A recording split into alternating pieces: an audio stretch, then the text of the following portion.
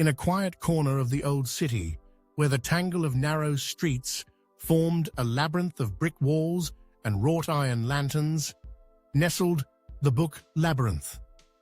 A small shop whose windows enticed passers-by with stacks of yellowed volumes and the aroma of freshly brewed coffee. Here, time flowed slower, and the pages of books rustled like the quiet whisper of forgotten stories. Soft light filtered through the large windows, illuminating dusty shelves stacked with books from floor to ceiling. Each volume seemed to hold its own secret, its own story, ready to be revealed to those who dared to turn the pages. In the depths of the store, hidden behind the poetry shelves, was a cozy cafe. A few tables with checkered tablecloths, soft armchairs in which one wanted to sink, and a coffee machine counter from which wafted an enticing aroma. Here, amidst the pages of books and the aroma of coffee, Lisa spent her days. She loved the silence that reigned in the book Labyrinth, loved leafing through old volumes, inhaling the scent of time, loved watching the visitors who, as if enchanted, wandered between the shelves.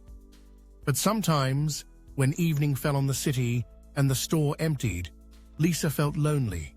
She lacked something magical, something that would break the silence and fill her life with music.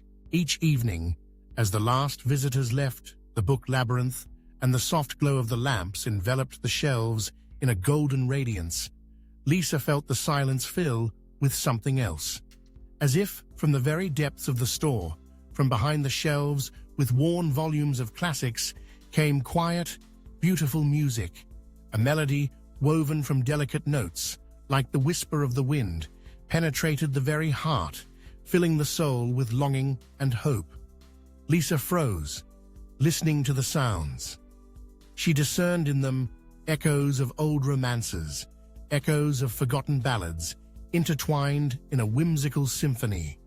The melody would then subside, as if afraid to break the silence, then gain strength, filling the store space with a magical sound.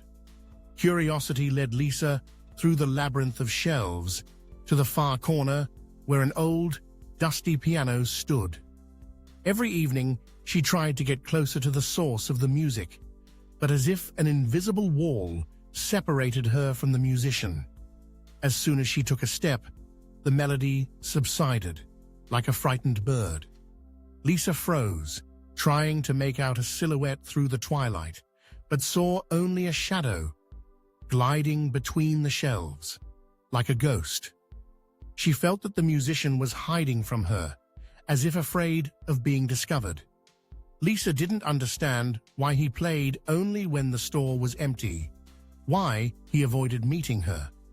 But her curiosity grew with each passing evening, with each new melody that sounded in the silence of the book Labyrinth. She felt that this music was the key to some mystery she had to unravel. One evening, as Lisa, as usual, listened to the quiet melody, she made up her mind. Carefully, as if afraid to startle a night moth, she approached the far corner of the store. And there she saw him, a guy sitting at an old piano. He was dressed simply, in a worn sweater and jeans, but his hands, fluttering over the keys like wings, exuded such passion, such sensuality that Lisa froze, mesmerized. The melody that filled the space was full of longing and hope, like a story of unspoken feelings. The guy played with his eyes closed, immersed in the world of sounds, and didn't notice Lisa approaching. When the last note faded, he opened his eyes and saw her. "Sorry, I didn't mean to disturb you," he said quietly, his voice as soft as velvet. "Was that you playing every night?" Lisa asked, her voice trembling with excitement. "Yes, I come here every evening," he replied. "There's a special atmosphere here. Silence, books. They seem to listen to my music." That's how their conversation began. They talked about music, about books, about their dreams and hopes. Lisa felt that Alexei understood her like no one else. He saw in her not just a bookseller, but a kindred spirit, a person who shared his love for silence and beauty. With each passing evening, their communication became closer. They shared their thoughts and feelings, as if revealing to each other the pages of their souls. Lisa felt that there was something more between them than just friendship. It was sympathy, quiet and tender, like the melody Alexei played on the piano. Evening fell on the city, and a cozy silence reigned in the book Labyrinth. Lisa and Alexei sat at a small table in the cafe, drank fragrant tea, and talked about music. Lisa felt that with every word, with every glance, their connection grew stronger. She felt she had found a kindred spirit, someone who understood her without words. Suddenly, the silence was broken by the sound of a car pulling up. A long black limousine drove up to the store, from which an elegant man in a strict suit emerged. He approached the table where Lisa and Alexei were sitting and addressed the guy. "Alexei, we're waiting for you." Lisa looked at Alexei in surprise. He stood up, his face serious but calm. "Lisa, I have to tell you something," he said. He told her that his real name was Alexei Belov, and he was a famous pianist who had decided to hide from the public for a while. He came to the book Labyrinth because here, among the books and silence, he found inspiration. Lisa was stunned. She couldn't believe that the guy she had been spending evenings with was a famous musician, but at the same time, she felt that it explained everything: his talent, his passion for music, his special connection to the piano. "I invite you to my concert," Alexei said. "It will be held in a large concert hall in a week." Lisa agreed without hesitation. She felt that this concert was not just a performance, but something more, something that would connect their destinies. The hall of the concert palace shone with lights like a starry sky. Lisa, clutching the invitation ticket in her hands, felt her heart pounding in her chest. She couldn't believe she was about to see Alexei on stage, surrounded by hundreds of spectators. When she entered the hall, the music was already playing, filling the space with magical sounds.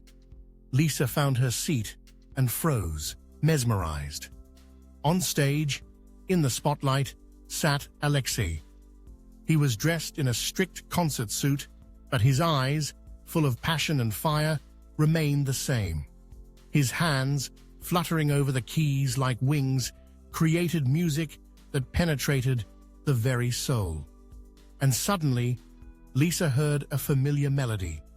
It was the very melody she had heard every evening in the book Labyrinth, a melody full of longing and hope, a melody that had bound their destinies. Lisa felt tears welling up in her eyes. She realized that this music was not just a set of sounds, but a declaration of love, a declaration that Alexei could not express in words. The concert was coming to an end, and Alexei announced that he was about to perform his new composition. He said that he was dedicating it to a special person, a person who had inspired him to create this music. Lisa felt the blood rush to her face. She realized that this composition was dedicated to her.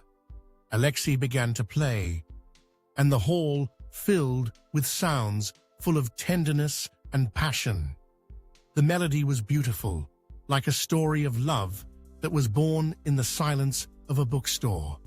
Lisa listened, holding her breath, and felt her heart fill with love and gratitude. When the last note faded, the hall erupted in applause. Alexei stood up, bowed to the audience, and then looked at Lisa. His gaze was full of love and hope. Lisa felt that this concert was not just a performance, but the beginning of their shared story. The applause subsided, and the last spectators left the hall, carrying away echoes of the magical music. Lisa, as if enchanted, remained seated, waiting for Alexei. She knew he had to return, that their story was not over. When the hall emptied, and only the dim light of the ramp illuminated the stage, Lisa saw Alexei approaching the edge of the stage. He looked at her, and his gaze read unspoken words. He held out his hand to her, and Lisa, as if in a fog, got up and walked over to him. He took her hand, and without saying a word, led her backstage. They found themselves in a small dressing room, where twilight reigned. Alexei closed the door and turned to Lisa. "Lisa, he began, but didn't finish. There was a knock on the door, and a voice behind it said, "Alexei, it's time to go." Alexei looked at Lisa, and his eyes pleaded. "I have to go," he said, "but I'll be back, I promise." He quickly kissed Lisa on the cheek, opened the door, and disappeared. Lisa was left alone in the dressing room, clutching a small notebook in which Alexei had drawn a flower. She felt that their story was just beginning, but the future remained shrouded in mystery.